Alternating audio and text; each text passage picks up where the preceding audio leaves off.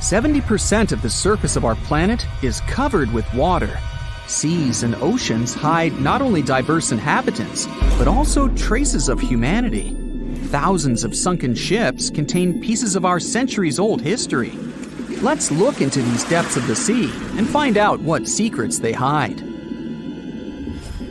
So, imagine you dive into the seabed and find there, no, it's not the wreckage of a pirate ship of the 16th century. We've seen it many times in many documentary shows and read about it in books, and it's not attractive now. So, you dive into the ocean floor and find a huge porcelain tableware store. And it's not just porcelain that you can buy in the store, but more than 500-year-old dishes. The Chinese Ming Dynasty developed maritime trade for imports from foreign countries several hundred years ago. One ship didn't survive a sea storm and sank somewhere on the northwestern slope of the South China Sea. There, scuba divers discovered a sunken ship with valuable cargo on board. Thousands of porcelain cups, plates, and jugs with beautiful painted patterns lay among algae and sea sand. Experts counted all the items and claimed the ship carried about 100,000 items, but not all of them ended up in the cargo hold. Valuable items were scattered over hundreds of thousands of square feet. A similar case occurred in the Mediterranean Sea. One guy was diving off the coast of Israel and accidentally discovered the oldest sunken sea cargo in the eastern Mediterranean. Pieces of marble sculptures and structures lay on the seabed among the wreckage. They were so ancient that they got covered with algae and became part of the underwater landscape. Another unusual find was discovered in the deep water ridge of the Pacific Ocean, north of the Hawaiian Islands, in one of the largest marine reserves in the world. A research vessel sailed along the seabed and discovered a road. Part of the bottom was covered with yellow brick tiles. It was also like the tile used to cover a swimming pool. The researchers conducted an expedition in this unknown place and posted videos online. They went down to a depth of about 1.8 miles and noticed a strange track on the bottom made of yellow bricks. One of the guys jokingly said that it was the road to Atlantis. In fact, the road led nowhere, and it wasn't made by humans. Nature created this unusual landscape. The place with stone tiles was at the bottom of the lake, located at the top of an underwater mountain. Perhaps once upon a time, it was a volcano. Magma heated the surface, and cracks appeared on the ground. The lines of cracks made the solid surface look like a brick road. Okay, how about something more mysterious? 20 years ago, a Norwegian research vessel discovered strange holes in the seabed in the middle of the Atlantic Ocean. Then, already in 2022, other researchers found something similar, but at the bottom of the Pacific Ocean. Scientists discovered about 200 holes in 3 different places at a depth of about 2 miles. The holes were arranged in several rows, and a tunnel was under each. But where did it lead? To find out, you first need to find out who made these holes. Scientists studied animals that live at such a depth under enormous pressure. Imagine the weight of several dozen elephants pressed on a small area the size of a palm. That's about the pressure exerted by water in these depths. But still, some marine life has been able to adapt to such conditions. Scientists have seen sea urchins and worms, and even some big fish, but none of them made these mysterious holes. They saw a strange creature with a white and pink-hued body inside one of the holes. It was an amphipod, one of the crustacean family's representatives. Scientists caught it and did a little research. This little crayfish was digging a tunnel with its long claws. It used it as a home to hide and shelter its offspring. Or the small crustacean was digging tunnels in search of food. There's a place in the ocean where many remnants of ships lie on the seabed. And not sailing ships, but the space ones. This place is located in the South Pacific Ocean and is called Point Nemo. This is the most remote place from land on our planet. The nearest island is over 1,000 miles away from here. There's only a boundless ocean and complete loneliness. You won't even meet fish and other marine life here. The place receives little nutrients from the world's oceans because undercurrent and wind almost don't reach this area. There are different microorganisms in Point Nemo, but it's not why we're here. The reason is fireballs that fall from the sky into the water sometimes. And they're not meteorites, but some pieces of space rockets, ships, or satellites that failed. Point Nemo is an ocean desert, so space debris can't harm anyone here. Even if some heavy object provokes a giant wave, it won't reach the nearest land as it will lose all power in the water. Some archaeologists believe the oldest city in the world is about 9,500 years old. But you won't find it on land because it lies on the seabed in the Gulf of Cambay off the coast of India. Scientists have found many ancient artifacts, such as sculptures, furniture, and other interior items. They analyzed a piece of wood found there and determined it was over 9,000 years old. Scientists are still trying to determine what kind of city it was and when it existed. Tutankhamun's tomb is a well-known archaeological find. But what do we know about the burial place of the most recent pharaoh of Egypt? Cleopatra's tomb may lie somewhere in the ancient city of Alexandria. But the problem is that this beautiful city is underwater. After about 1,600 years, it sank to the seabed because of floods and earthquakes, and its ruins were discovered in 1998. Scientists and builders plan to create underwater tunnels on its territory to turn the city into an underwater museum. You can meet an unusual natural phenomenon, brinicles, in the depths of the Arctic and the southern ocean of Antarctica. It looks like an icicle frozen in water, which attracts marine organisms to itself and freezes them. When salt flows out of cracks on the ocean floor, it freezes since its density is greater than the density of the surrounding water. Upon contact with fresh water, it turns into liquid ice and freezes. Starfish, hedgehogs, and crustaceans were stuck there as this salt froze them. Famous Stonehenge has a double underwater. At the bottom of Lake Michigan, at a depth of about 40 feet, scientists found several rectangular stones arranged in a circle, just like the famous ancient monument of England. On one of the stones, scientists noticed something similar to the image of a mastodon, an elephant-like animal that became extinct more than 10,000 years ago. Despite the apparent similarities with Stonehenge, some scientists believe that nature could make this monument. In 2012, scientists found a strange object similar to an extraterrestrial spacecraft on the Baltic Lake floor. This stone object had tunnels and staircases around it. When the photo of the find hit the internet, many newspapers began to write that it was something from another planet. But scientists analyzed the artifact and said there was nothing extraterrestrial in it. It was a natural rock formation, but no one knows how nature could do such a thing. The Heikegani crab lives off the coast of Japan and has a distinct pattern on its shell that looks like a human face. More specifically, the face of an angry samurai, hence the nickname the samurai crab. The scarlet-striped cleaning shrimp is a natural hitchhiker. It stands on the sea floor and waves its long antennae for fish and sea animals to go down and pick it up. Then it pays for the ride by cleaning the host from bacteria and plankton. Sea salps are often confused with jellyfish, although they're closer to Portuguese man-o'-war. They're very quick to mature, growing from newborns to adults in less than 48 hours. The Galapagos Islands are legendary.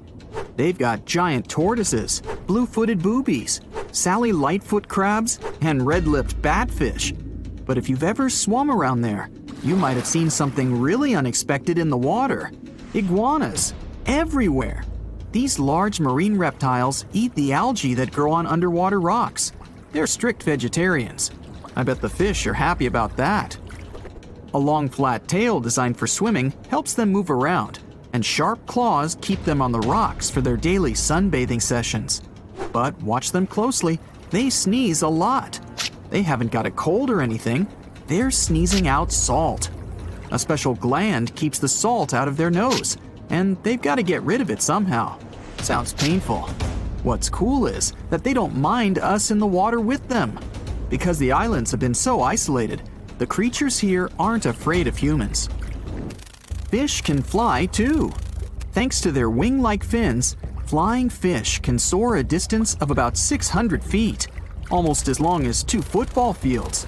They need flight to escape from predators. The skeleton shrimp could be the stuff of nightmares if it wasn't so tiny. As it is, it looks like a stick insect, but almost completely transparent. This creature looks more like a fish from a horror movie than from Earth's oceans.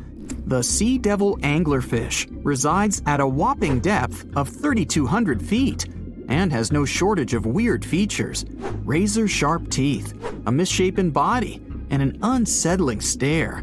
But perhaps the creepiest thing about the sea devil anglerfish is the way it catches its prey. It has a fishing rod-type appendage on its forehead that has a glowing light attached to the end to attract animals. Once these animals come close enough to the light, bam, they're captured by the sea devil's massive jaws.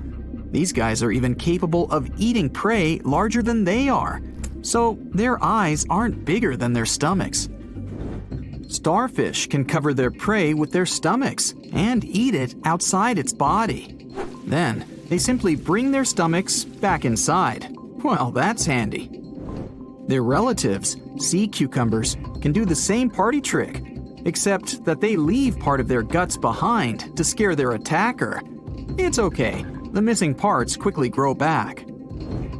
Cockatoo squids, or glass squids, are a large genus whose members can reach quite impressive size. Yet, one thing they have in common is that their bodies are transparent, and the internal organs glow in the dark.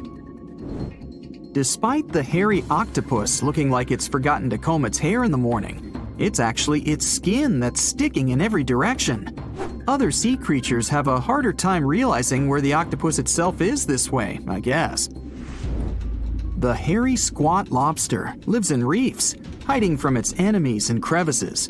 If you're lucky to see it, you'll instantly notice the drastic difference between its whitish hairs and vibrant pink and violet claws.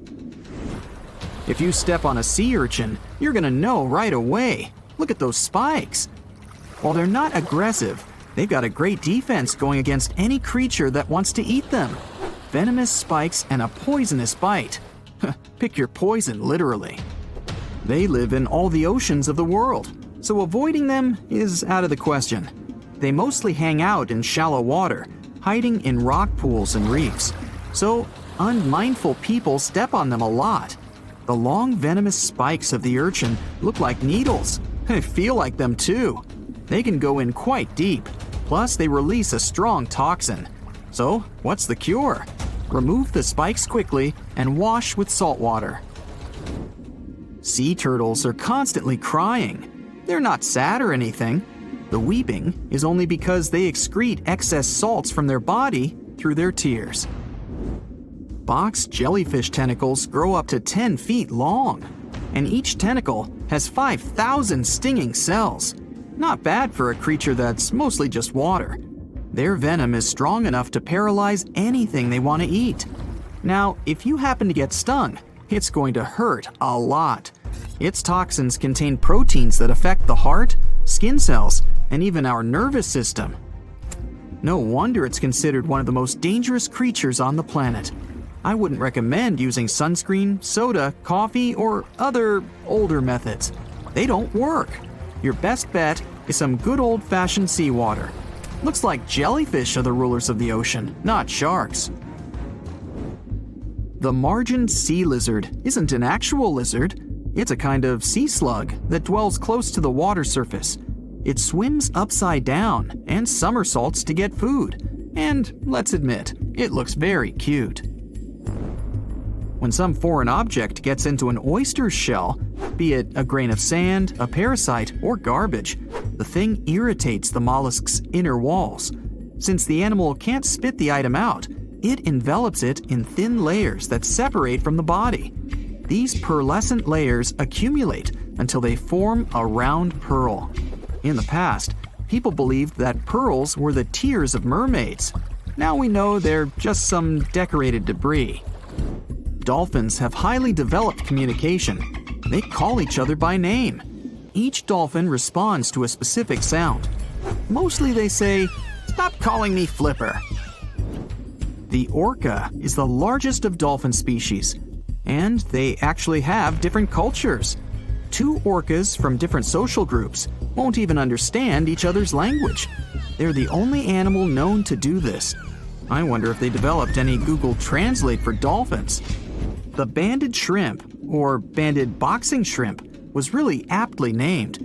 It's got bands of color all over its body and always stands in a boxer-like, ready-to-strike pose. The brown-lined paper bubble is another sea slug, and it definitely looks like one. It's got a special ability, though. It can quickly burrow holes in the sea floor, hiding from enemies inside them. The snakefish, as the name implies, looks a lot like a snake, but it has a very distinctive feature. It can walk on its fins. Thanks to this peculiarity, it easily crawls from one waterbed to another, choosing habitats more to its liking.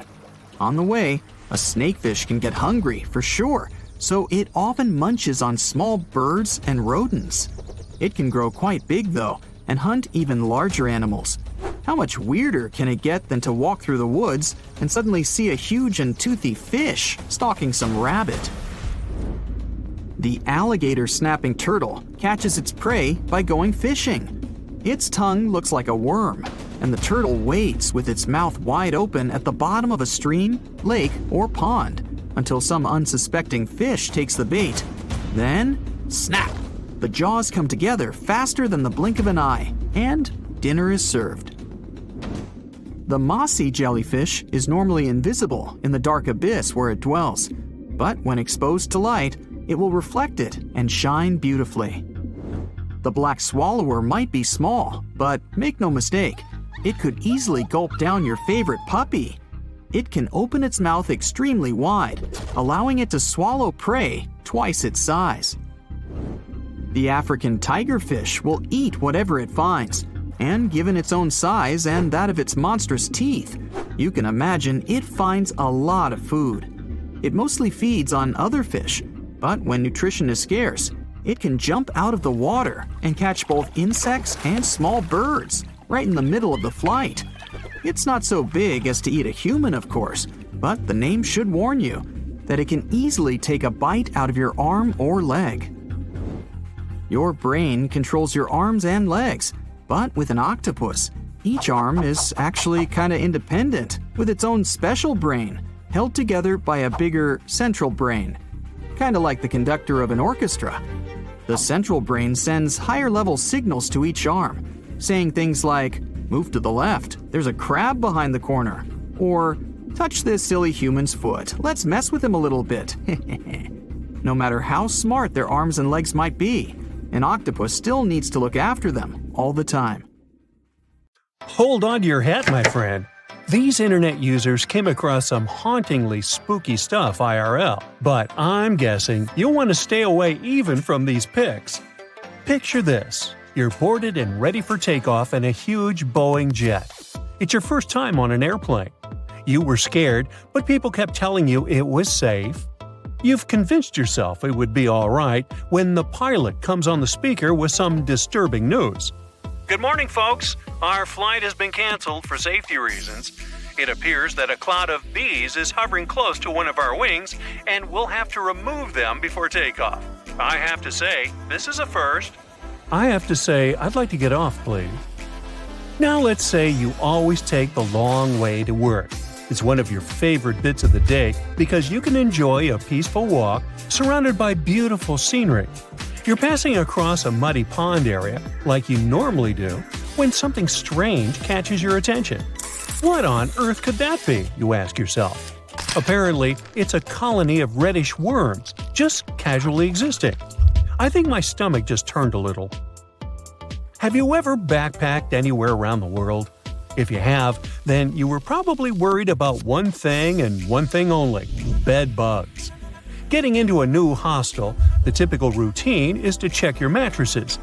The worst thing is to sleep in a bed filled with these little creatures and then have to wash all your clothing the next morning just so you won't pass this around to other establishments. If you ask me, this appears like a bedbug and sci-fi beetle had a fight in this person's bed and this is what was left. Well, jokes aside, it reminds me of the remains of some bug. Which bug? I have no idea. I tell this woman and all hostel owners to use some kind of mattress protector, just so that backpackers all over the world can stop sweating so much over these tiny creatures. Now, you've just won an all-inclusive trip to Hawaii. Ah, the white sandy beaches and the amazing sunsets. You're happy to leave your fancy hotel and take long walks on the beach. But wait, what's that? It appears like a lobster shed its tail and the remains came floating all the way to the sand. But according to experts, that's not a lobster. They wouldn't shed just their tail. That appears to be some kind of isopod. Isopods are crustaceans that look somewhere between shrimps and lobsters. That's why you thought it was a lobster, huh? They also look like giant roly-polies. Do you know what these are? Someone had a roly-poly infestation in their house, and it does not look like something you want to have to deal with. Imagine spending your days hunting these tiny creatures all over your furniture. No thanks. Now, when I was a kid, I loved playing pranks on people. But I would be the first one to be completely spooked when someone played a prank on me. I'm guessing the person who ran into this thing on their office wall wasn't too pleasant. But hey, maybe it's karma, right? What goes around comes straight back around. Imagine it's a sunny Sunday morning and you went on a hike with your best friends. You hiked up a pretty steep mountain covered in knee-high vegetation. You know what that means, right? Bugs. The great thing about bugs is that they never cease to amaze you. There are endless varieties of extremely rare and never-before-seen bizarre bugs. The first one you met was this thing right here. It fell off your dog's back.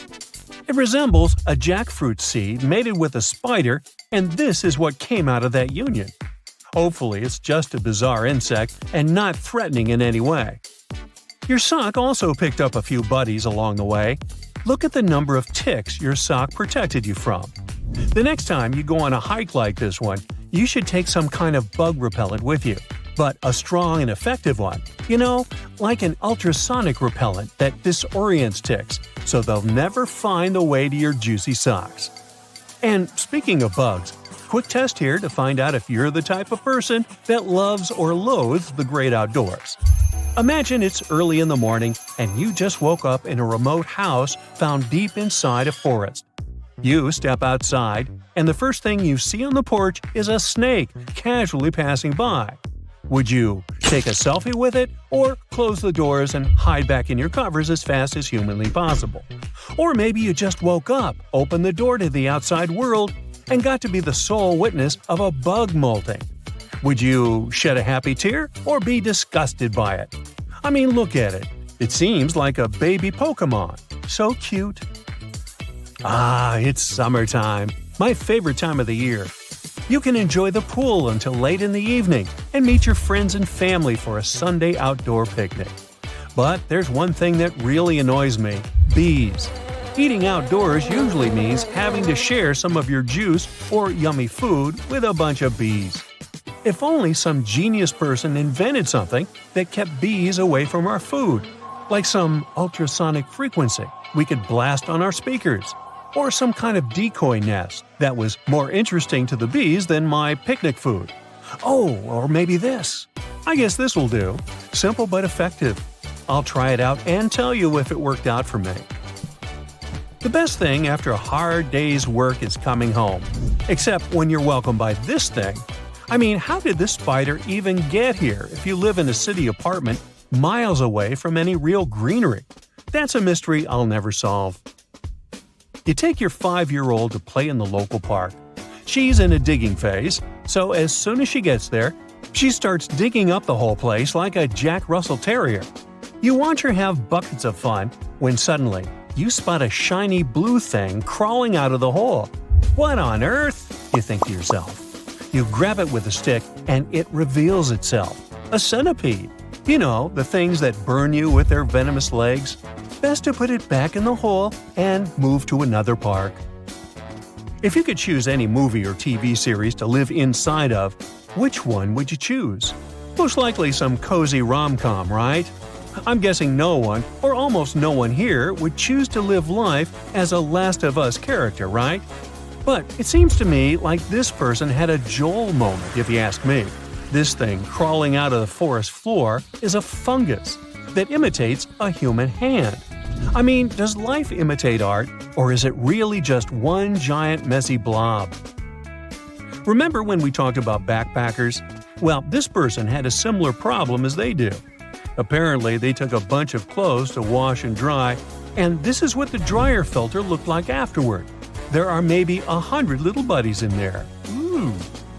Out of curiosity, do you know why they're called bed bugs if they hide on the floor and not in your bed? They crawl up to someone's bed at nighttime because they can sense carbon dioxide emissions, also known as they can sense your breath. If this isn't a horror movie plot, I'm not sure what is. Where do I even start with this one? I'd say this piece was actually a prop from a Tim Burton movie that somehow got lost and ended up in your vegetable basket. It's supposed to be a yam, but it's shaped like Grinch's hand if he were white instead of green. Oh my. In my wildest dreams, I couldn't make this stuff up. The stonefish. Stonefish aren't going to win any beauty contests, unless the pageant is for Best Rock Look-alike. Their tiny unreflective eyes and rough skin blend in perfectly with their environment. A large head, an even bigger mouth, and a home full of, it's rocks. And just because you're on the beach doesn't mean you're safe. Stonefish can survive for 24 hours out of the water.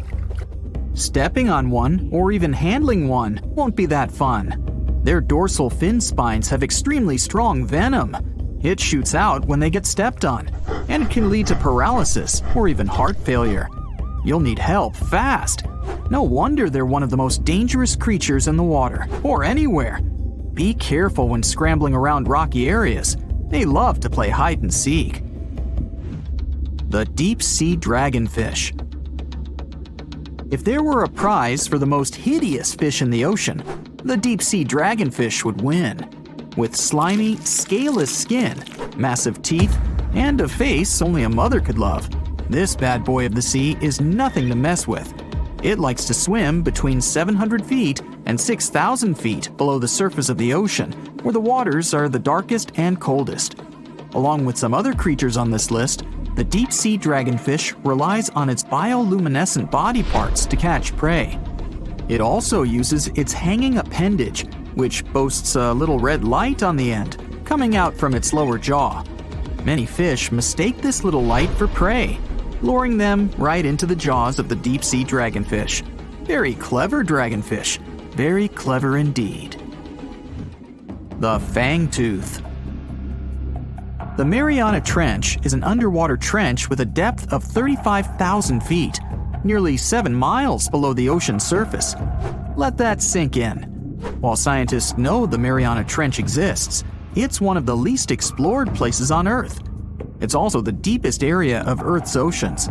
And although many creatures down there probably haven't even been seen by humans yet, scientists have had the creepy pleasure of getting to know the fangtooth. The fangtooth fish shamelessly lives up to its name. Just look at that thing. The fangtooth is carnivorous and feeds on just about anything it can find that gets caught in its sharp-toothed mouth. These fish rely on their contact chemoreception to find prey. In other words, they can sense chemical residue that comes off of other living organisms in the deep sea. This is because they don't have any light-producing cells on their bodies, unlike many other deep-sea fish. On top of all that, It's pretty dark down there, so whatever crosses their path, they chomp on. While these guys look pretty scary, they're not a threat to humans. They only grow about 7 inches long. Even so, I wouldn't want to run into one of these things during a relaxing swim in the ocean. The Dunkleosteus. Strangely enough, this prehistoric fish, known as the T-Rex of the seas, had no teeth. Those were replaced with bony plates that allowed it to have the strongest bite among other monsters of its size. The goblin shark. If you thought the movies about sharks were scary, this next deep-sea creature will make you swear off going for dips in the ocean forever. However, it lives 3,000 feet underwater, so you'll never likely see it face to face. The goblin shark looks like a cross between a shark and a creature from your worst nightmare. These sharks boast a protruding sword-like snout with a jaw that juts out to match. Unlike other sharks that have more of a gray hue, this creepy thing looks not so pretty and pink. Aside from their scary demeanor, what do scientists really know about the goblin shark? Well, not much, except that they can grow up to 18 feet in length. Looks like there's still a lot to learn about these guys, if you dare to. By the way, did you know that sharks don't sleep? Many species have to keep water moving over their gills to get oxygen, so they can't fall into a deep sleep like we do. That's why they stay half awake during rest. Typically, sharks don't even close their eyes. The cookie cutter shark. This shark is a living horror, with lower teeth being big and sharp, while the upper ones are much smaller. When its teeth fall off, the shark eats them to maintain calcium levels. Pretty smart solution for a shark. The frilled shark. Studying the frilled shark is like looking through a portal back to prehistoric times. That's because scientists think that these eel-like sharks haven't changed much since their oldest ancestors roamed the deep sea waters, so they're sometimes referred to as living fossils. These sharks' mouths are filled with a terrifying 25 rows of backward-facing sharp teeth, 300 in total. They're designed to grasp prey and hold them tight so they can't get away, according to early studies of the shark conducted in 1884 and published in the Bulletin of the Essex Institute. Luckily for swimmers, the frilled sharks live between 390 feet and 4,200 feet below the ocean's surface, so they'll probably never run into them. Probably. This is probably the worst nightmare of any dentist. The northern stargazer. Take a look at this cutie. The northern stargazer is definitely not something you'd wish to see on the ocean floor. This horrid creature hides its body under the sand, leaving its face above to wait for prey. The tasseled wobbegong. Here's another carpet shark on our list. It lies low on the bottom of the sea and patiently waits for its prey to come by. The Australian ghost shark. The Australian ghost shark isn't really even a shark, but a very bony fish. It's also a living fossil. It hasn't changed within the last 400 million years.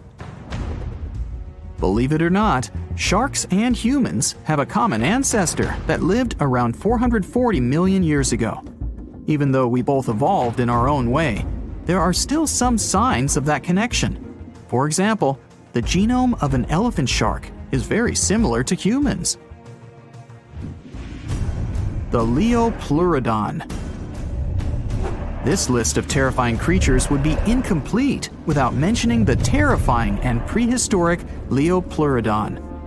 This carnivorous marine reptile existed during the Colovian stage of the Middle Jurassic era and ruled the waters at 9 feet in length. Scientists believe Leopleurodon thrived in this deep-sea trench because of its ability to swim long distances and its 4 paddle-like limbs.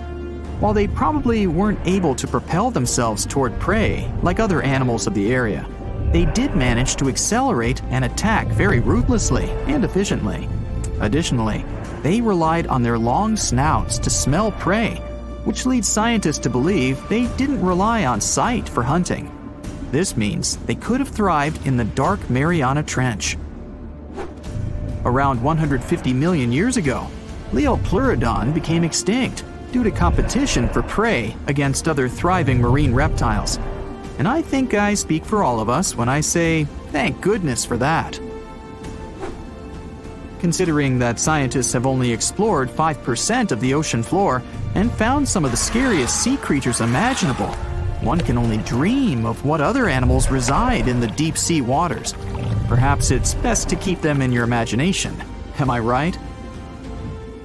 The megamouth shark. This shark is a filter feeder, and it's friendly to humans, although its huge mouth can look quite threatening. Like basking sharks, it swims with its mouth constantly wide open, as if it were on Twitter. The gulper eel. This deep-sea eel has an easily distended belly that allows it to swallow prey twice its size in a single monstrous bite. They have very unusual jaw shapes and can reach about 2 to 3 feet in length. Do you see that large log near the ocean floor? Maybe it's part of an old ship. Treasure, gold, diamonds, I'm rich! Well, as you get closer, you notice something. It's swimming! It's not a shark or a dolphin, it's a saltwater crocodile. Now don't panic. If you bump into one of these reptiles in the sea, it's unlikely it'll think of you as food. Crocodiles have a special valve in their throat that stops them from drowning underwater, but that doesn't mean they can't bite.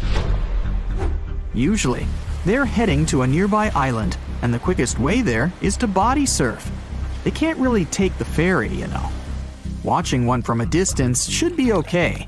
Just don't swim to shore right away. They love to ambush their lunch in shallow water. If there's one time I'd want to see a great white shark, it's when I'm diving with crocodiles. They'll gladly take a crocodile-sized nibble, given the right motivation. How heavy is the largest living snake? How can a snake eat a whale? Get ready, I'm about to answer these questions. Before the last ice age, giant mammals like mammoths ruled the world. The modern animal kingdom we're familiar with was shaped around 55 million years ago. I mean, there were still 1,000-pound bear dogs living from Asia to America. But modern whales, for instance, began to appear later. I'm saying modern whales because, surprise, surprise, whales weren't always fully aquatic. The ancestors of the ocean's biggest animals once walked on dry land. They had 4 legs and lived on the coast. Now, I want to introduce you to a snake that used to eat these whales, the Paleophis, a genus of a marine snake. Scientists say it's hard to understand how big the Paleophis was due to its fragmentary fossil record. They assumed that it could have reached up to 40 feet long. Its fossils were found in different parts of the world, from England to Morocco and Virginia, USA. The Paleophis is extinct now, and sea snakes today are only about a quarter of the size this majestic creature used to be. So no need to worry about this underwater monster. But there once was an even bigger snake, the Titan boa. It was around 50 feet long and most likely weighed over a ton. It used to live in what is now known as northeastern Colombia around 60 to 58 million years ago. Scientists say that it mostly fed on fish. Another giant animal that lived in the past was the black Gigantopithecus.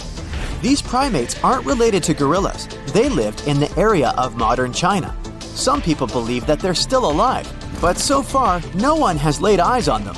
Some people even go further and say that the stories of Bigfoot or Yeti are based on these animals. This rodent became extinct about 2 million years ago. Its main habitat was South America, more specifically, Uruguay. What's astonishing about this species is that it was the largest rodent ever known. It was bigger than a bull. Scientists believe that it weighed up to 1,000 pounds. A distant relative of this rodent is still alive today. It's called the pacarana. It's a rare animal that lives in South America. It weighs up to 33 pounds and measures up to 31 inches, not including its cute and fluffy tail. The Arthropleura was an insect that lived in prehistoric times.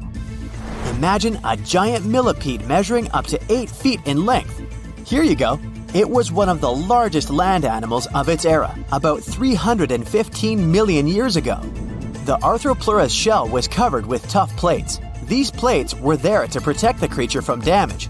Most of the time, it burrowed into the ground to avoid becoming some other animal's dinner. Meet the Megalodon. Millions of years ago, this shark lived in the ocean and ate other marine creatures. It had wide teeth, and its jaws were so powerful that the animal could finish off its prey with the force of its bite. It was one of the largest sharks to ever exist. Yet, this predator also went extinct. Scientists don't really know the reason. This made me wonder why animals were so big in the past. Nowadays, smaller creatures flee or hide from predators. But apparently, it wasn't like this before. Many centuries ago, animals didn't just run or hide, they fought back. Research suggests that this behavior may have been the most important motivation for prey to grow bigger. A study compared the skulls of ancient animals to those of their modern peers. The skulls of predatory animals have become shorter and narrower, while the skulls of the animals they hunted have become longer and broader. This means that predators learned to become experts in hunting, while prey worked on developing their defense skills. You see, a larger body size was a great advantage because it made it harder for predators to take down the animals they hunted. The bottom line, self-defense made prehistoric animals larger. The second reason why ancient animals were larger is related to their bones. They had hollow bones, which are lighter than solid bones. This type of bone allowed large animals to move quickly. Let's take sauropods. They were a dinosaur subgroup. Sauropods had giraffe-like long necks and snake-like long tails. Compared to their body size, their head was really tiny. But since their bones were quite light, they could move around without having to carry additional weight. The eating habits of these animals were also related to their body size. When experts examined the fossils of one extinct mammal species, they found out that these animals had a diet that was high in nutrients and low in fiber. And this mammal was the largest land animal of its period.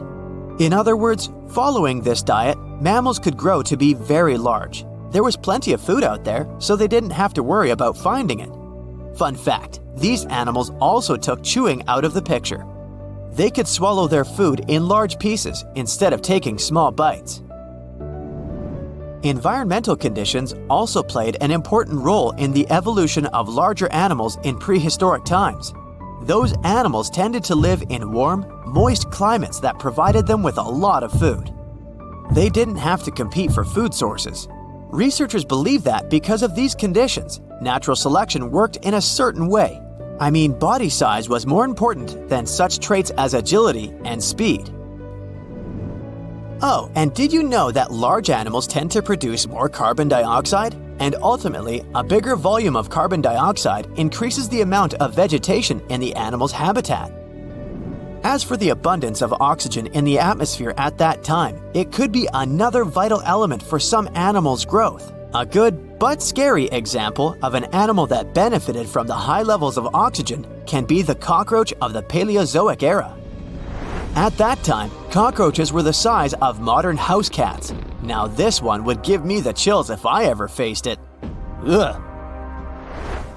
What about today? Well, there are over 3,000 species of snakes on Earth. The smallest snake in the world is the Barbados thread snake. It's only around 4 inches long when fully grown, and the largest one? It's the reticulated python. This snake reaches around 20 feet in length. The longest python was discovered in 1912. It measured 32 feet long. As for the largest and heaviest reticulated python, it was named Medusa. Medusa was approximately 25 feet long and weighed 350 pounds. These reptiles lived in Southeast Asia in rainforests, woodlands, and grasslands. Don't be confused though, the reticulated python isn't the heaviest snake in the world. This title belongs to the green anaconda. It weighs approximately 500 pounds. Green anacondas are found in South America and Trinidad in damp, humid areas. I have a bonus for you. Here is a flying snake. You can find these snakes in Southeast Asia. They don't fly like birds, of course, but they do use the power of flight. They can go as high as 300 feet. They leap from tree branches into the air. Once they take off, it's all about aerodynamics. Their main technique is flaring their ribs and pulling in their abdomens. While airborne, they undulate from one side to another and slightly up and down. This motion helps snakes to turn and glide. Why bother with all this if they can just crawl in an old-school way? Scientists aren't sure, but they believe it might be related to escaping from predators. This way, they move from one tree to another without having to get down to the ground. Every now and then, people discover fossils of animals that lived millions of years ago. These ancient discoveries continue to capture our imagination. Which of these animals would you like to see alive? Want to high-five a sea creature? Well, put your hand up for the Tasmanian red handfish. This fish doesn't swim like a fish. It walks. It uses its flipper-like hands to stroll around on the ocean floor. These bottom walkers are disturbed by swimmers and boats a lot. Some people even want to take them home as pets. I think it's better to just give them a wave and swim on by. The vampire squid. Its species name is Vampiroteuthis infernalis, which translates to vampire squid from hell. Oh yes, this vampire squid means to terrify everyone with its name, its dark red color, its spikes at the bottom, and the scary fact that it can basically turn itself inside out. The vampire squid loves putting on a good show, but it's as harmless as a kitten is to humans. It's as if Dracula scared the pants off you, but he didn't have blood-sucking fangs. The vampire squid feeds on food particles from plants and animal matter floating near the ocean's surface. Since they're not predators, they need good defensive strategies, and their vampiric look is designed to ward off large creatures who want to eat them. Turning themselves inside out is a defensive mechanism since the spiky areas in the inner skin are more intimidating. They also shoot out a substance that does not have color, but is packed with bioluminescent particles to distract predators. The vaquita. Going out on a boat off the coast of Mexico sounds like the perfect vacation. The sun, the blue water, the most endangered sea creature. Wait, what? The vaquita isn't dangerous, but don't expect it to stick around to say hello or sign any autographs. It's incredibly shy. This little cow, that's what it means in Spanish, is one tiny sea mammal. With those black markings around its eyes, it looks more like a sea panda to me. Seeing one should make you feel very special. They're on the brink of extinction, mostly because they got caught by accident in fishing nets. It's estimated that there's only 10 left in the wild. The blue dragon. This little creature looks like something out of a kid's fantasy movie. It's called the blue glaucus, casually referred to as the blue dragon or blue angel. It can be found in many places, the Atlantic, Pacific, and Indian Oceans. It's kind of a mollusk and it only grows to be about an inch long. What you think is the back is actually the mollusk's bright underbelly. It regularly floats on its back so that its blue colors help it camouflage with the water's waves. The blue dragon isn't just pretty, it's also smart. It usually feasts on Portuguese man-o'-wars, also known as Physalia physalis. The blue dragon stores their stinging cells for later use, in essence, stealing their defensive mechanisms. When the blue dragon is threatened, it releases those stinging cells it stored, directing them at an enemy to sting them with more power than the Portuguese man-o'-war would have been capable of. As they can store a huge amount of stinging cells, they can be a threat to humans. So, if you find one, don't pick it up. It's best to admire it from a distance. The barrel-eye fish. If you ever wanted to have Superman's X-ray vision, looking at the barrel-eye fish will make you feel like you gained that superpower at some point in your life without even realizing it. The barrel eye has a transparent head, so you can see how their eyes and brain look inside. This magnificent creature lives in the deep sea.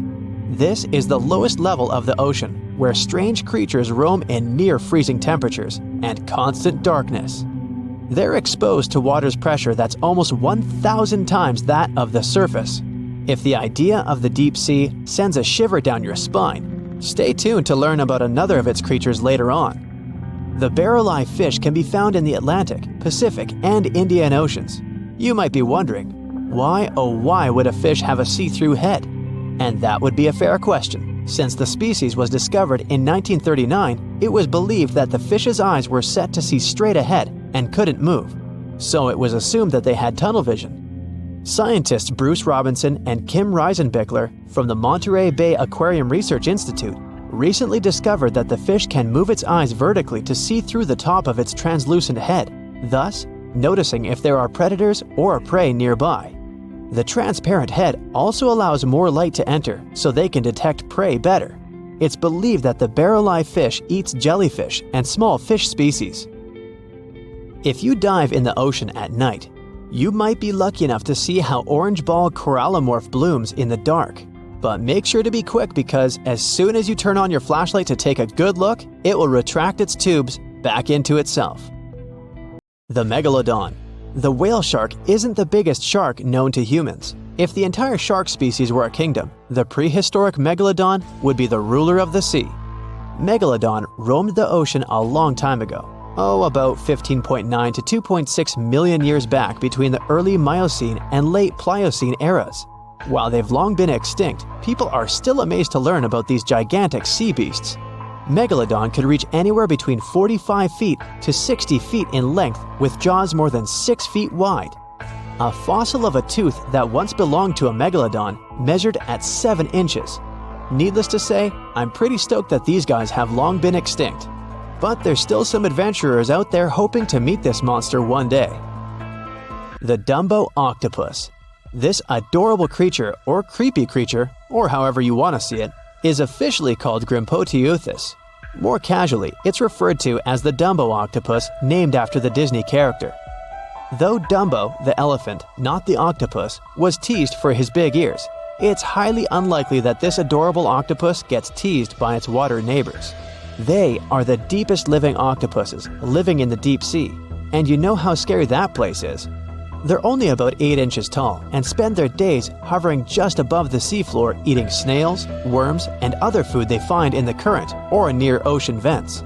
There are nearly 17 species of Dumbo octopus, and they all have differences in height, color, and body parts. If you can't get enough strange animals, you'll be glad to learn that the deep sea has barely been explored by humans. So keep an eye out. There are bound to be more fascinating animals discovered in the deep in the future. The sea angel. These creatures might look and sound pretty cute, but their diet is far from sunshine and lollipops. Their favorite food are sea butterflies. They lay mucus traps for them and wait in ambush. The squat anemone shrimp. This shrimp is tiny, only 0.5 inches. It's also known as a dancer shrimp because of its peculiar behavior. When agitated, it raises its bottom above its head and does a little dance. Divers also say it readily jumps on their hands and cleans them. The coconut crab. This guy may look pretty creepy, especially when the sun goes down. Mature coconut crabs are around 3 feet in length. Their preferred foods are coconuts, but they can also hunt down lizards and even large birds. The slender snipe eel. Slender snipe eel is a slim and long creature that's still a mystery for marine scientists. It's 4 feet long and it has at least 750 bones in its spine, which is much more than any other animal in the world. The sea pen. Sea pen is 7 feet long and it has a lot of varieties, but most of them look indeed like a pen or a quill. The similarity is even more striking when the animal has a water-filled bulb that anchors it to the floor. The Persian carpet flatworm. This creature looks indeed like a carpet, despite being very small by comparison. It's only 4 inches long, able to become both male and female. It doesn't really mate with other flatworms. Rather, it fights them for the right to bear posterity. The flamingo-tongued sea snails.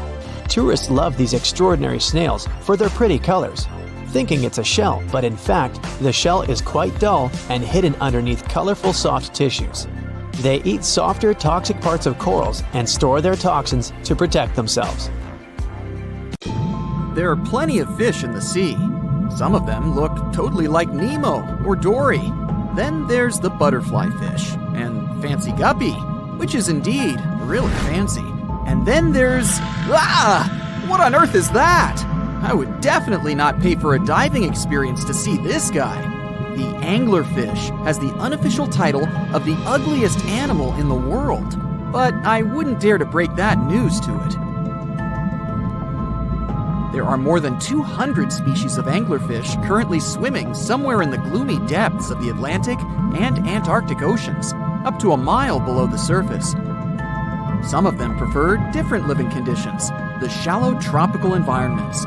Different kinds of anglerfish vary in shape and size, from the famous black sea devil to frogfish, monkfish, footballfish, goosefish, batfish, and sea toad. The larger ones can be half as long as a full-sized bed, but most are less than a foot long. Since the choice of meals where these guys live isn't that huge, they had to come up with a unique hunting strategy. They don't waste their priceless life energy on following prospective prey.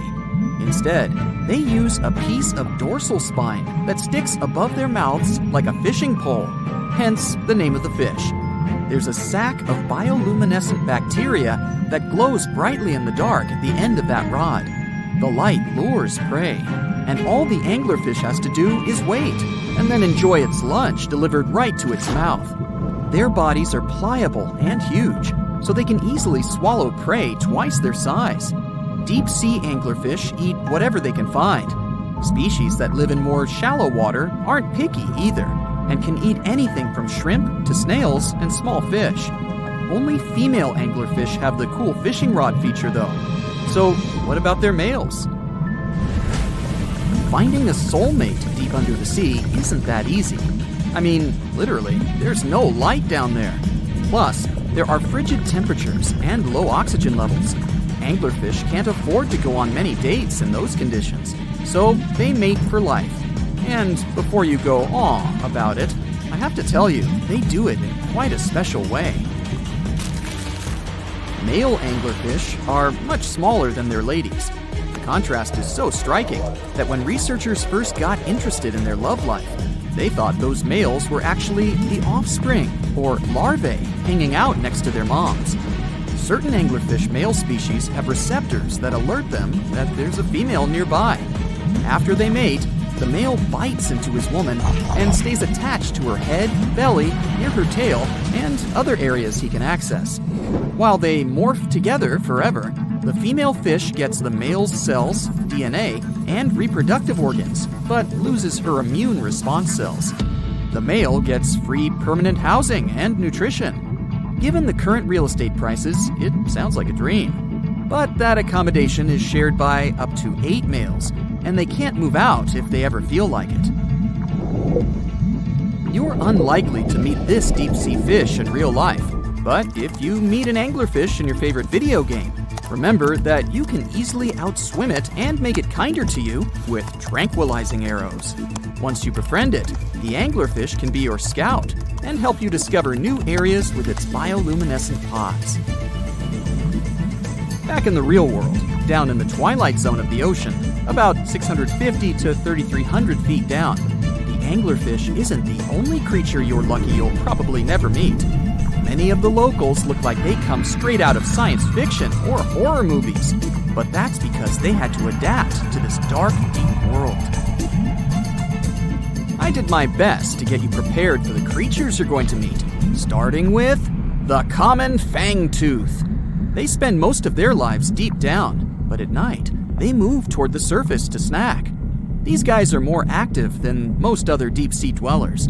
They don't wait for food to come their way, but actually follow it, and then get it with their long, hungry teeth.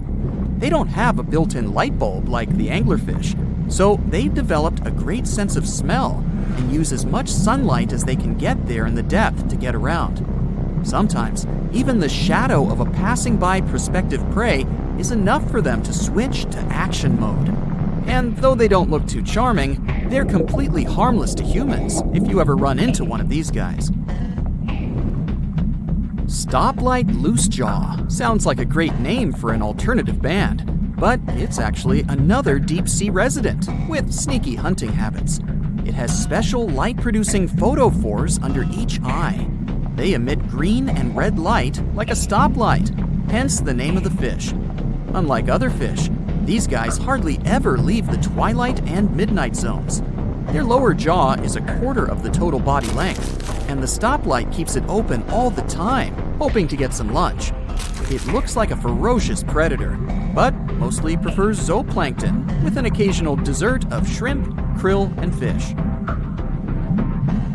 I'm sure you didn't expect to meet a hybrid of an eel and a bird, but here it is! The slender snipe eel has a beak, much like that of a bird, with curving tips. The beak is equipped with tiny hooked teeth that the eels use to catch the antennae of delicious shrimp. And it sure is slender, stretching up to 5 feet and weighing only a few ounces. Scientists don't know all of this guy's secrets, since it's pretty tricky to study in their natural habitat. But it looks like they only produce offspring once in a lifetime, and then pass away. Glass squids like to take it easy in life and literally go with the flow. They're filled with a solution which is lighter than water, so they don't have to make any effort to move around the deep sea looking for food and partners.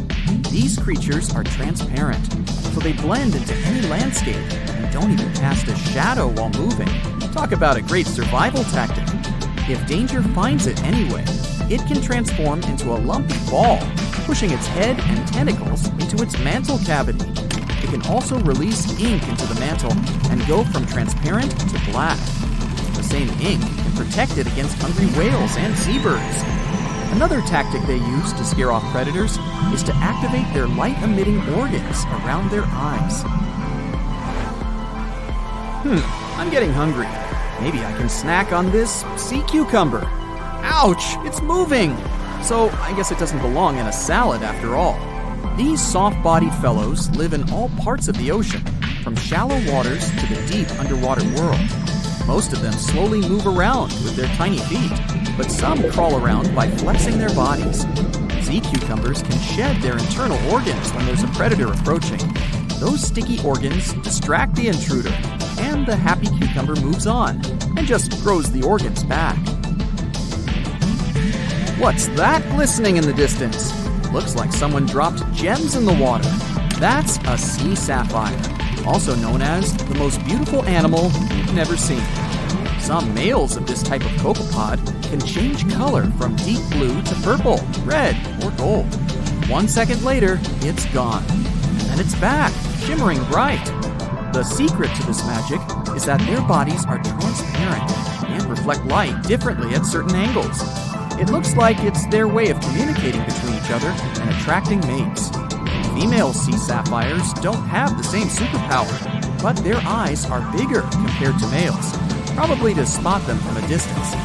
Males roam wild and free, and their ladies stay in the crystal palaces of strange barrel-shaped jellies called salps. Now prepare yourself for some weird stuff. We're going to dive into the fascinating world of sea cucumbers, the squishy detritivores that are nature's very own recyclers. These exotic marine creatures might not be everyone's first choice for a pet, but trust me, they've got some unique talents that are worth talking about. Sea cucumbers are colorful little creatures with a digestive tract that's basically just a hole at either end. Their bodies are fat and squishy, covered in leathery skin, and guess what? They breathe through their butts. These amazing creatures have found a way to make the most out of every part of their body, few as they are. Now, you might be wondering what sea cucumbers do with their unique set of skills. Well, they play a crucial role in cleaning our planet's waters. They munch on all the debris found on the seabed and break it down internally, removing all the bad stuff in the process. It's like having little vacuums cleaning up the ocean floor. Believe it or not, sea cucumbers are in high demand in the kitchen too. They're harvested and traded in many countries. The Asian market, in particular, absolutely loves them. You can find them being sold cooked and dried under all sorts of fancy names. Or, if you prefer a more direct approach, you can just call them sea slugs. Now, here's the fun part. A dried sea cucumber can cost you up to a whopping $1,400 per pound. These squishy delicacies are truly worth their weight. But let's take a step back in time.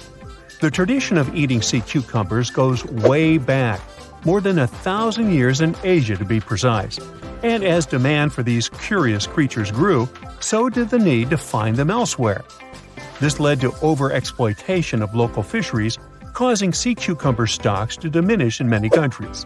Uh-oh, not good for our little sea cucumber friends. One of the most interesting examples of sea cucumbers is the pink see-through Fantasia. Not only does it look amazing, but it also has this great defense system, where it uses bioluminescence to scare off predators. Thankfully, some brilliant researchers around the world have decided to act. They're on a mission to breed sea cucumbers and replenish the depleted fisheries.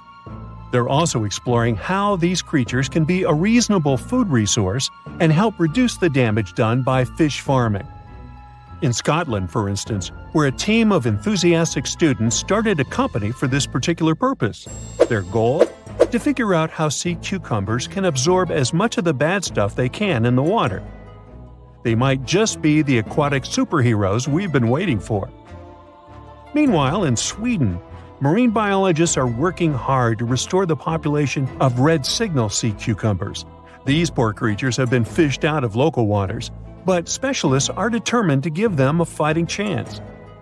They're also exploring how sea cucumbers can fit into seafood cultivation. Their lab is like a sea cucumber daycare, carefully nurturing the next generation of these wiggly wonders. And let's not forget about Canada. Research scientists are focusing on the giant red sea cucumber.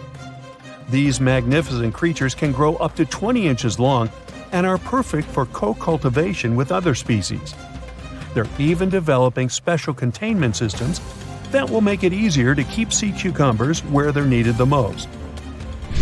Okay, speaking of amazing sea creatures, what about a fish that can fly? Heard that right, we're about to stumble upon a land where fins meet flying, and the ocean becomes a runway for these airborne acrobats.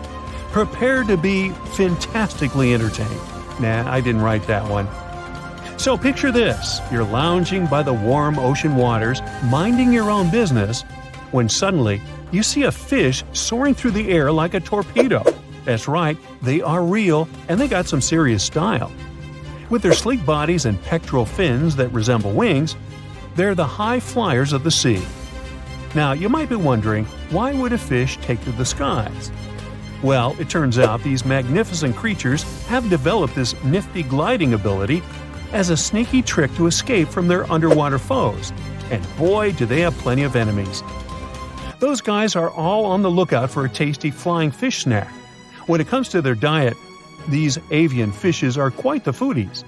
They chow down on a variety of treats, including the ever-popular plankton. Who knew tiny floating organisms could be so delicious? Now let's take a closer look at the flying fish family album.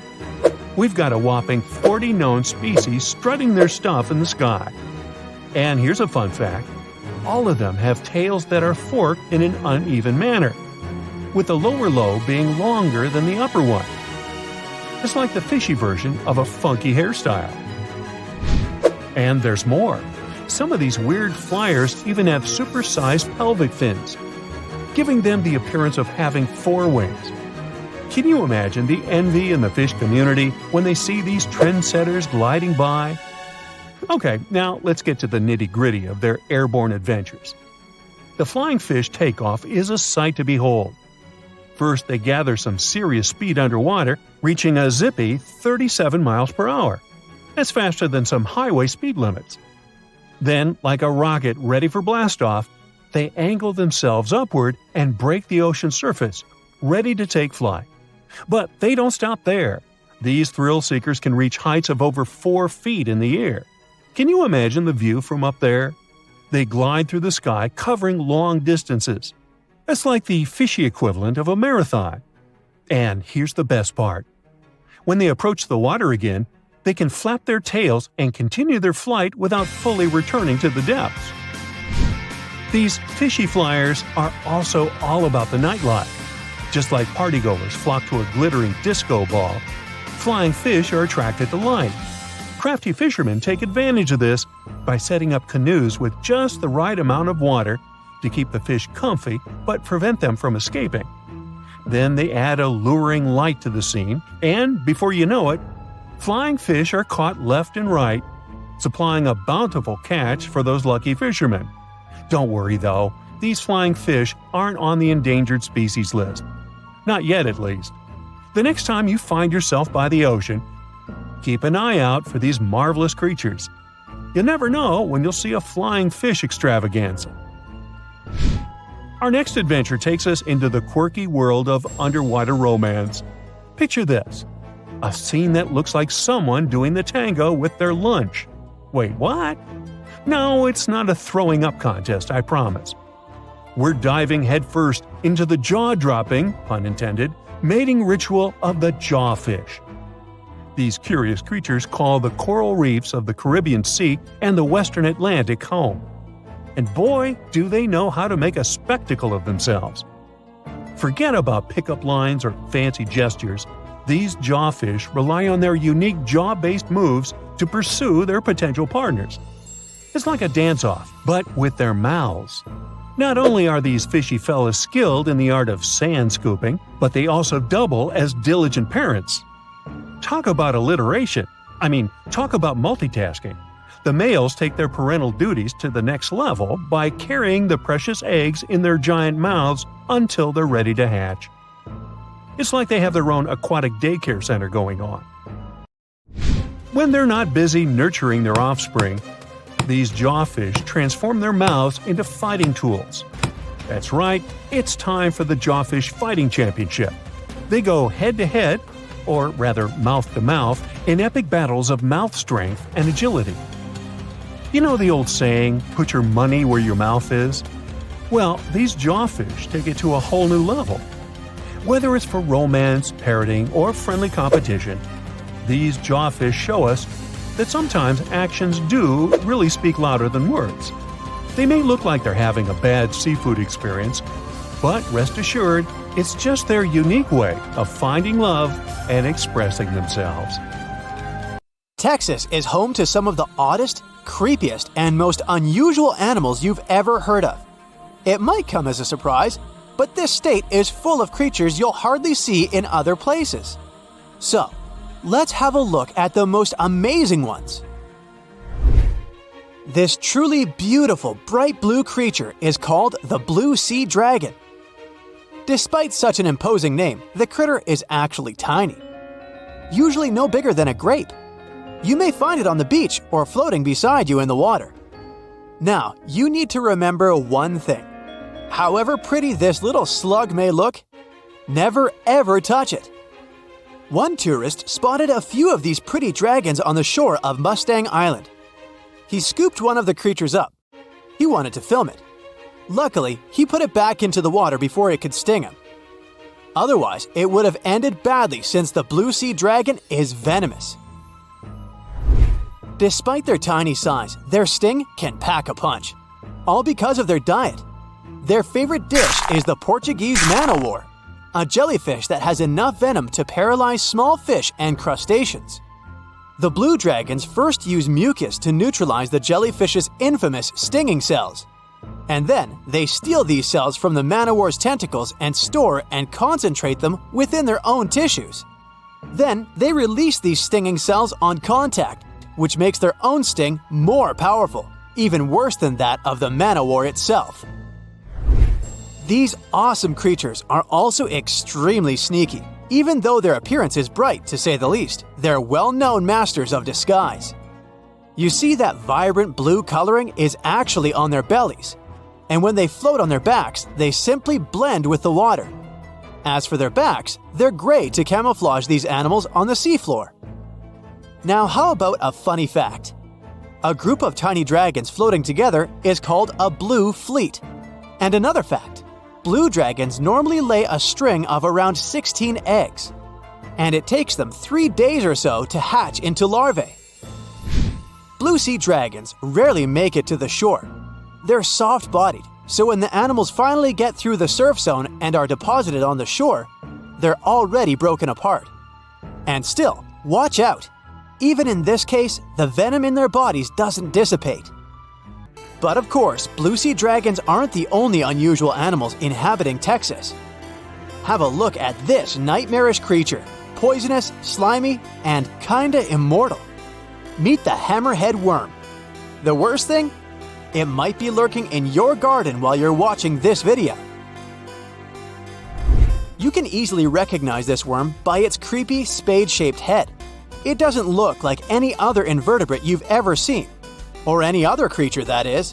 At first, it was only found in East Texas. But later, researchers spotted these spine-chilling creatures in North, Central, and South Texas. Basically everywhere but the arid areas of West Texas. One of the most terrifying things about this worm might be its length. This creature can grow as long as 1 foot. Luckily, such giants aren't very common. Most hammerhead worms only reach 6 inches in length. You can come across 2 species of these worms in Texas, and both of them will have a dark stripe down the middle. The larger of these 2 species munches on earthworms, which is actually a big problem. You might know that earthworms play an important role in keeping the soil rich in minerals and overall healthy. If earthworms disappear, plants in such areas won't be getting the nutrients they need. Even for humans and pets, meeting a hammerhead worm isn't the most pleasant experience either. Hammerheads are the only terrestrial invertebrates that secrete a very dangerous neurotoxin, the same as pufferfish produce. Thanks to the sheer size of the human body, touching a hammerhead worm won't hurt you too much, but it may still cause your hand to start tingling or even go numb. It's much more dangerous for pets. There have been cases when dogs ate hammerheads, which left them feeling sick for the whole day. Interestingly, these worms are native to Southeast Asia. But they must have mastered the art of hitchhiking, since in the early 1900s they were already found in the US. Keep in mind that if you want to get rid of a hammerhead worm, which is the best course of action, the worst thing you can do is chop it with a shovel. The thing is, flatworms reproduce by ripping themselves in half, so by cutting it, you actually help the populations of the worms, turning one into 2. That's the reason why hammerheads are sometimes described as immortal, which is a bit of a stretch since these creatures can't survive in vinegar or salt. Now, even though you're safe from the hammerhead worm in West Texas, it doesn't mean you can't come across another dangerous animal, such as the land lobster from hell. These creatures are also known as vinegaroons, and they're not real crustaceans, they're arachnids. Huh? Who would have guessed? Anyway, these 8-legged critters have a really nasty bite, but it's not the worst thing about them. Land lobsters, brace yourself, spray vinegar-like 85% acid from their tails. Mostly they do it to protect themselves, but it still sounds like an unfriendly thing to do, right? A land lobster can also pinch a finger that's gotten too close with its heavy mouth parts. At the base of their abdomens, vinegaroons have long whip-like tails. That's why these arachnids are often called whip scorpions, even though they're neither related to scorpions nor have stingers. Summer rains lure these arachnids out of their burrows in search of food and love. Luckily, experts claim that land lobsters aren't poisonous to humans, but they're very likely to leave a mark with their large pinchers, which they use to capture insects. Vinegaroons can be considered useful since they eat millipedes, crickets, scorpions, and cockroaches. They hunt by sensing the vibrations of their prey with those long front legs of theirs. Since land lobsters prefer to come out after dark, you aren't likely to see one in the daylight. But if you stumble upon one, check it out. If it's a female, it may be carrying her hatchlings on her back. Now, imagine it's the middle of spring and you're walking among blooming flowers and greenery. Suddenly, you spot something extremely bizarre on the ground. The animal looks cute, fluffy, and soft-looking. The desire to touch it is irresistible. Watch out! The sting of the hairy caterpillar can pack a serious punch. This one is called the pus moth caterpillar, or asp. There are several stinging caterpillar species in Texas: the buck moth caterpillar, spiny oak slug caterpillar, saddleback caterpillar, and eo moth caterpillar. And touching any of them can lead to unpleasant consequences. If you had touched that pretty hairy thing in the park, you'd most likely start feeling a burning sensation and develop an itchy rash. In the worst case scenario, you'd even have to go to the emergency room. The main problem is that people react very differently to caterpillar toxins. Some may develop more severe reactions than others. Plus, how bad the consequences are also depends on the thickness of the skin in the affected area. In most cases, the unpleasant sensation and rash go away in a few hours or sometimes days. On the bright side, such caterpillars later turn into moths and butterflies that help pollinate flowers and trees. Getting rid of these critters means doing a massive disservice to the area where you live. Specialists are sure that coming across a stinging caterpillar won't lead to anything bad if you keep in mind the rule of thumb. If a caterpillar looks fuzzy, don't touch it. And the best solution to dealing with such creatures is educating people on what such caterpillars are, what they look like, and why it's dangerous to touch them with unprotected hands. Look at this pretty creature. It looks cute and totally harmless. But you should know that appearances are deceptive, and the blue-ringed octopus is an extremely venomous species of octopus. In fact, they are one of the world's most venomous marine animals. These creatures are found in tide pools and coral reefs. Despite their small size, a mere 5 to 8 inches, they are very dangerous to humans if provoked.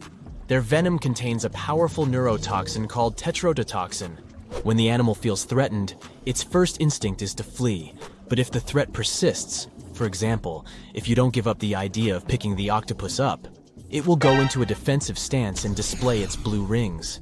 If the octopus is cornered and touched, it may bite its attacker, and it can end very, very badly.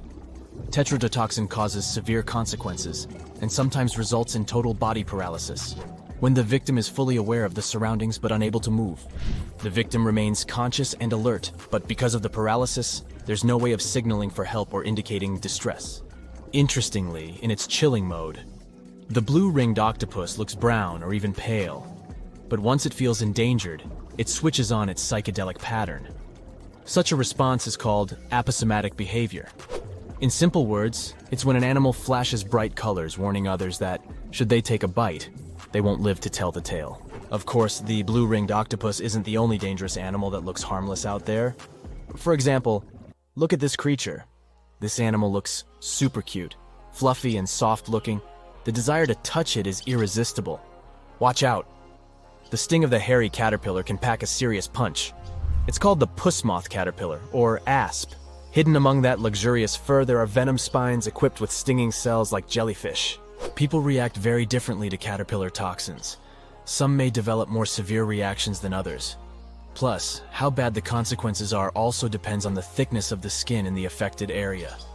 In most cases, the unpleasant sensations and rash go away in a few hours or sometimes days. The next animal on our list is the poison dart frog. There are more than 170 species of these frogs, and funnily enough, not all of them are actually poisonous.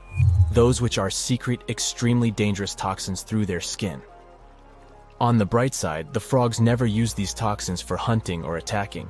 They only have them for self-defense.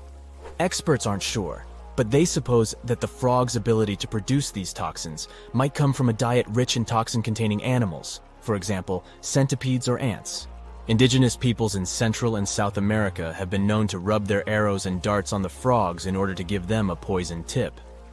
The main thing you need to keep in mind: if you touch a poison dart frog, seek assistance immediately. Especially if you've come across the golden poison dart frog, it's the most toxic one. The flamboyant cuttlefish is the only known venomous cuttlefish species. This creature has incredibly poisonous muscle tissue, despite its tiny, 2 to 3 inches at most, frame. Watch out for a dark brown underwater animal with 2 tentacles and 8 arms. It's also likely to have purple and yellow around its arms. Anyway, your best bet is to avoid biting into one of these intriguing creatures, and you'll most likely be safe. Predatory cone snails are very slow animals. This is the main reason why they have no means to capture their prey mechanically. I mean, they can't really grasp another animal or bite it. Instead, the cone snail has evolved potent venom that helps it survive. Probably the coolest thing about these creatures is that among almost 1,000 species, there's no overlap in the toxins produced by each of them. Even though cone snails don't have fangs, they have a venom-covered harpoon they use to sting their prey. There's a tube-like structure at the end of a venom bulb, and a modified tooth can shoot out of the tube at a mind-boggling speed of 400 miles per hour. So being slowpokes doesn't actually bother cone snails. And since the venom is unique to certain species, some of them can deliver a minor sting, while others might cause serious harm to your health. For example, this reef-dwelling little fella unleashes a harpoon-like tooth to sting its prey, and there is no known cure for its venom. When you think of pufferfish, you probably imagine a bloated-looking creature with impressive 360-degree quills. But beneath those funny spikes, there is a vicious creature. And the most dangerous part of this creature is its poison, which is considered to be one of, if not the, most dangerous and potent in the world. The good news is that you won't get poisoned unless you eat the fish. So maybe better stick to the California roll. Now look at this insect and try to never approach it. It's the Japanese giant hornet. This monstrously sized creature, which can grow to be almost 2 inches long, is known to be highly aggressive. Its impressive stinger packs enough venom to make the sting very, and I mean it, painful. Some people don't survive being stung by this insect. Even though the venom isn't the most potent, the large size of the creature makes the dose too big. And if it's not one but several hornets attacking you, well, the consequences are likely to be dramatic. The giant hornet isn't necessarily unfriendly toward people or other animals, but it will sting if you provoke it. This truly beautiful bright blue creature is called the blue sea dragon. Despite such an imposing name, the critter is actually tiny, usually no bigger than a grape. You may find it on the beach or floating beside you in the water. Now, you need to remember one thing. However pretty this little slug may look, never ever touch it. Despite their tiny size, their sting can pack a punch, all because of their diet. Their favorite dish is the Portuguese man-o'-war, a jellyfish that has enough venom to paralyze small fish and crustaceans. The blue dragons first use mucus to neutralize the jellyfish's infamous stinging cells, and then they steal these cells from the man-o'-war's tentacles and store and concentrate them within their own tissues. Then they release these stinging cells on contact, which makes their own sting even more powerful, even worse than that of the man-o'-war's itself. These awesome creatures are also extremely sneaky. Even though their appearance is bright, to say the least, they're well-known masters of disguise. You see, that vibrant blue coloring is actually on their bellies, and when they float on their backs, they simply blend with the water. As for their backs, they're gray to camouflage these animals on the sea surface. The Irukandji jellyfish, found in Australia, looks tiny and totally innocent, but appearances are deceitful. And this baby, the size of a human thumbnail, is actually extremely dangerous. During stinger season, which lasts from November to May, tons of beaches get closed because of these itsy-bitsy creatures. What makes the jellyfish particularly dangerous is their miniature size. People simply fail to notice them while swimming. The infamous box jellyfish, named for its cubic body shape, lives in the Indian and Pacific Oceans. Stay away if you spot a creature with a squarish bell and long, dangling tentacles. And even if you only see a single tentacle without the jellyfish attached to it, don't come close or touch it. The box jellyfish can grow up to 10 feet, and each of its tentacles has about 500,000 microscopic harpoons to inject venom. Unlike other jellyfish, box jellyfish are hunters. They can latch onto you by wrapping their slender tentacles around your limb or body. With how dangerous their venom is, it won't be a pleasant experience. It looks like a prehistoric creature that came from the time of dinosaurs. This scary beast is called the basking shark. It can grow up to 39 feet. People have only reported 3 of them in the past 160 years. The last sighting was in 2015, and before that, about 80 years ago. These sharks sometimes rise to the surface to filter out small animals, such as shrimps and other small crustaceans, when they want to have a nice, tasty seafood dinner. But when there isn't enough grub at the surface, they go down to the depths of almost 3,300 feet, where they tend to stay for months, which is something researchers discovered using satellite tags. Tag, you're it!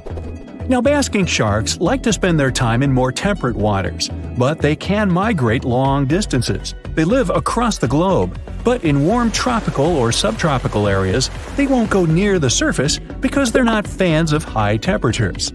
The lion's mane jellyfish is not that rare, but it's fascinating how large it is. It's the biggest among jellyfish species and the longest animal. Its total length can reach 120 feet. That's approximately 23 feet more than the longest blue whale scientists know about.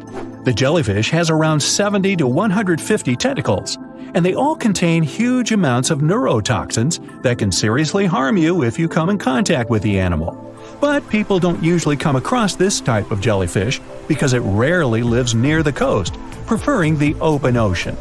Generally, you can find the lion's mane jellyfish no deeper than 65 feet below the surface, where it dines on small fishes, zooplankton, and some other types of jellyfish. It uses its tentacles to catch its value meal. Hey, you want fries with that?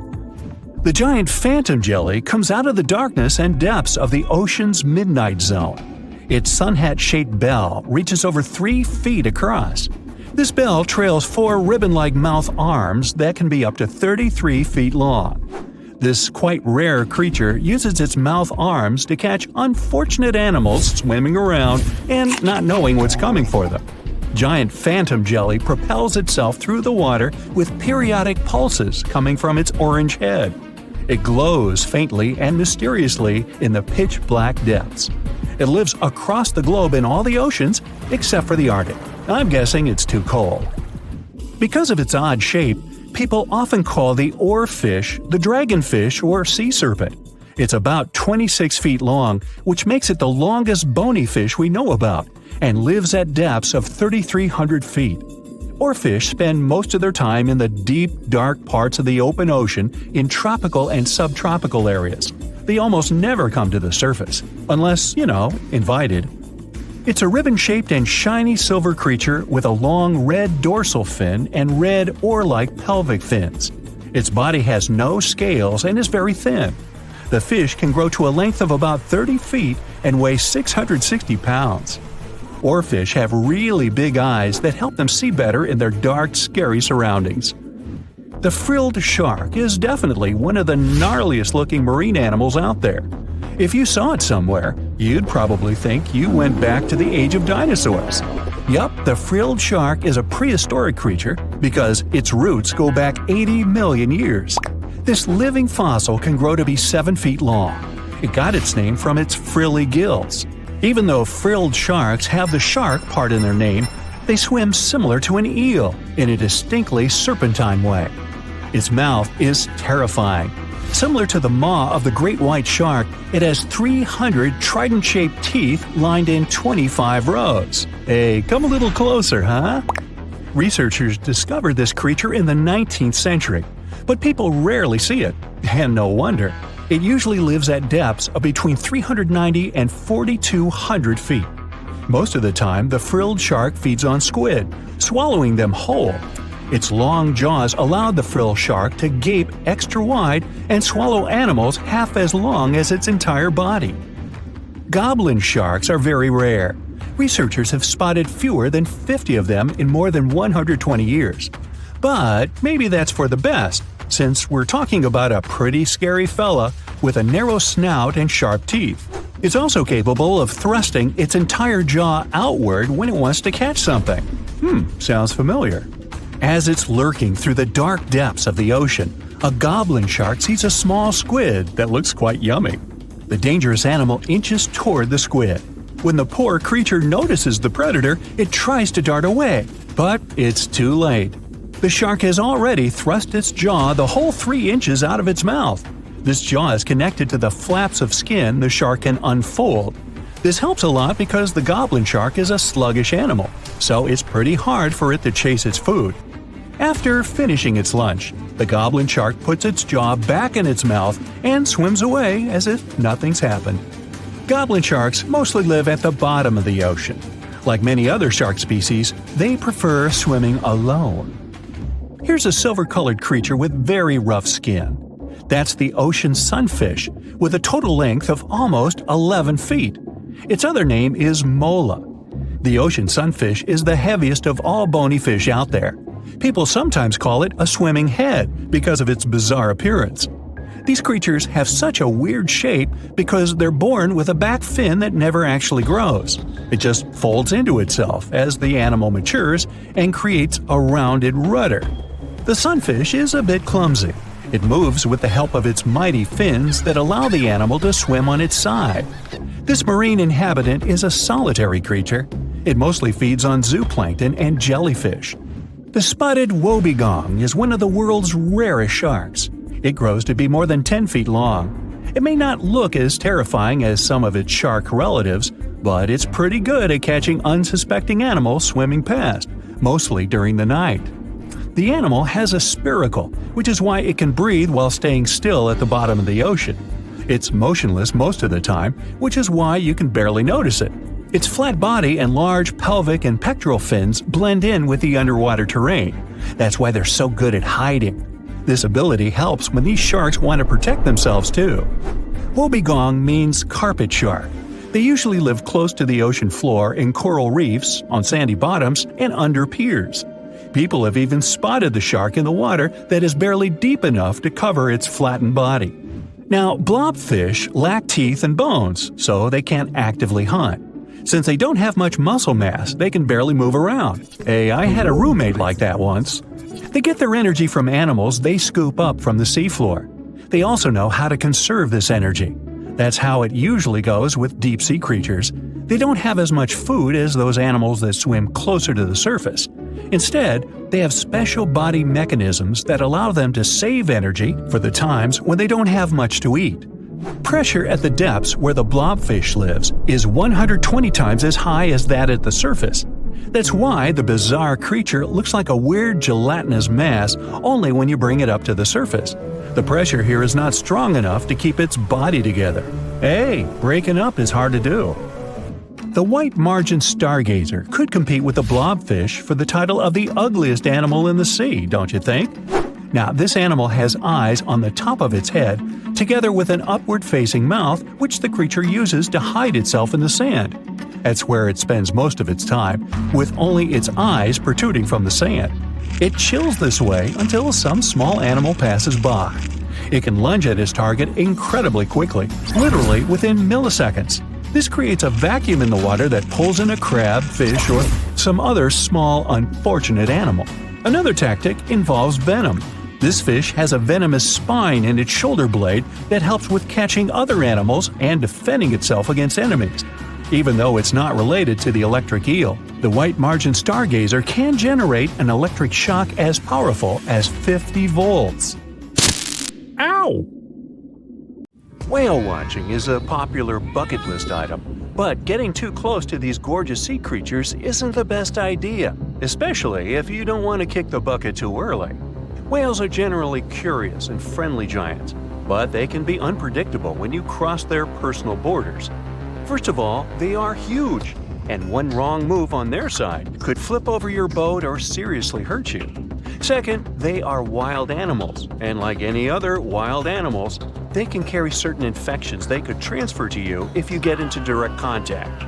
Plus, they have strong parental instincts, so if you approach their young by accident, they might think you want to take them away and will act accordingly. It is only safe to observe whales from the sea when you're accompanied by an experienced expert, both for your own good and for the good of the whale. Now, sometimes whales and dolphins strand themselves on the shore for reasons scientists still can't explain. Quite recently, over 200 whales have been found on a remote beach in Tasmania, Australia.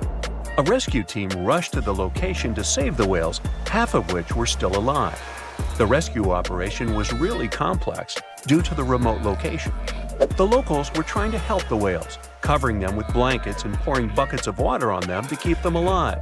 This mutual effort of regular people and professional rescuers helped save around 100 whales. As to why this happened, one theory says the stranded whales might have had a leader who had some problems with orientation and took the whole pod to the wrong place. The Australian box jellyfish looks just like any other jellyfish you've probably met in the sea. But don't let these creatures deceive you. They're considered the most venomous marine animals. Box jellyfish got its name because it does look a lot like a box. Unlike other kinds of jellyfish that float with the current rather than swim, this creature can reach a decent speed and choose its own direction. And here comes the scariest part. It has tentacles covered with tiny darts loaded with poison. People and animals that get unlucky enough to have a rendezvous with those tentacles face some pretty scary and sometimes even fatal consequences in just a matter of minutes. Before you decide to cancel your vacation by the ocean, you should know that only a few out of the 50 species of box jellyfish have venom that is lethal to humans. Ooh. There are some not-so-dangerous species living in warm coastal waters worldwide, and the lethal ones reside in the Indo-Pacific region and northern Australia. Good day, mate. A blue-ringed octopus likes to pretend its only outstanding feature is the psychedelic color, but it can quickly and easily take away your life. This cute-looking sea monster likes to spend its time in the soft, sandy bottom or shallow tide pools and coral reefs. It normally hides in underwater crevices among shells or debris. If you somehow manage to find and disturb it there, the octopus will show you its signature blue rings as a warning signal. And if you don't get the hint, it will introduce you to its other signature feature, a venom 1,000 times more powerful than cyanide. One octopus has enough of it to do away with 26 people within minutes. This venom is more toxic than that of land mammals. The octopus normally uses it to hunt crabs, shrimp, and small fish by pecking them with its beak and paralyzing them. The same can happen to a human victim. You'll unlikely even feel the bite until it's too late. The good news is that there have been no known cases of such incidents since the 1960s. If you don't disturb the blue ring octopus, it will never attack you first. If you enjoy picking shells on the beach, make sure the ones you collect don't belong to a cone snail. It's nothing like its relatives living on land and eating fresh leaves and bark. There are over 500 species of this venomous sea creature, and a few that can really hurt you. These little snails are extremely vicious, just like Jimmy from 3rd grade. They inject their venom through a harpoon-like tooth. The consequences of this injection can be quite terrible for you. Now, are you afraid of snakes? Well, I have some bad news for you. You can't escape them even in the water. Certain kinds of these creatures have adapted to live both on land and in the sea, especially in the warm waters of the Indian and Pacific Oceans. All the species we know so far are venomous, and sometimes an encounter with them can be super dangerous. The good news is that they only bite if you disturb them. So the safest way to go is in the opposite direction of these slithery sea creatures. Not only venomous sea creatures present a danger to you while you're in the water. Strong earthquakes sometimes cause the formation of massive ocean waves. If they head ashore, they hardly leave anything intact in their way. You know this dangerous sea phenomenon as a tsunami. There is also another type of this natural disaster called a meteotsunami. They're caused by rapid storm systems and pressure changes above the open water. A powerful storm can generate a whole wall of water. Sometimes this wall grows several feet high while it moves through a shallow continental shelf, inlets, or bays. If it gets strong enough, it can damage houses close to the water. It's really tricky to forecast or detect a meteotsunami because it's nearly impossible to tell from a seismic one. It happens much more often than regular tsunamis, especially in the Great Lakes area. Now, the ocean can be dangerous to you, even if you're staying in what seems like safety on the shore. One such unpleasant surprise could be a sneaker wave moving your way. As you can guess from its name, waves like this sneak out on unsuspecting beachgoers. They look average, but turn out to be way bigger and more dangerous than you could imagine. Sneaker waves always appear without warning after smaller waves carry huge amounts of water, sand, and gravel. They're so powerful, they can carry swimmers further away into the ocean. They can swipe you off your feet and into the water when you're casually strolling on a jetty or the beach or on an outcropping nearby. Oregon State University researchers found that sneaker waves form in offshore storms that carry wind energy to the ocean surface. With all that energy, several waves unite and overlap into one beast that stands higher and goes further ashore than a regular wave. Another thing that makes them more dangerous is that they're hard to predict. The logic of regular wave formation doesn't work with them. Square waves, looking like a giant chessboard over the ocean, are the reason many people visit the Isle of Ré off the western coast of France. If you visit it, you'll notice plenty of signs warning you to stay away from the water once you notice the unusual pattern. The safest way to observe it is from high up places like nearby lighthouses. If you decide to stay in the water, the strong currents coming from two directions can literally sweep you off your feet. Generally, waves can travel many miles over the surface of the water, depending on local winds and weather. And even on days when the weather seems somewhat calm, storms located elsewhere can send in crashing waves that affect the surrounding calm waters. When waves travel onto the shores of distant lands, they're called swells. This is different from a wave that occurs from the local wind. When two different swells coming from opposite directions meet, it's known as a cross sea. This is what generates these square waves that you see near the Isle of Ré. The cross-sea phenomenon can appear in different locations around the world. The Isle of Ré is one of them, thanks to specific wind and weather patterns that create the perfect storm, which makes this cross-sea so beautiful and well recognizable. Well, wasn't that swell? Swell? Never mind.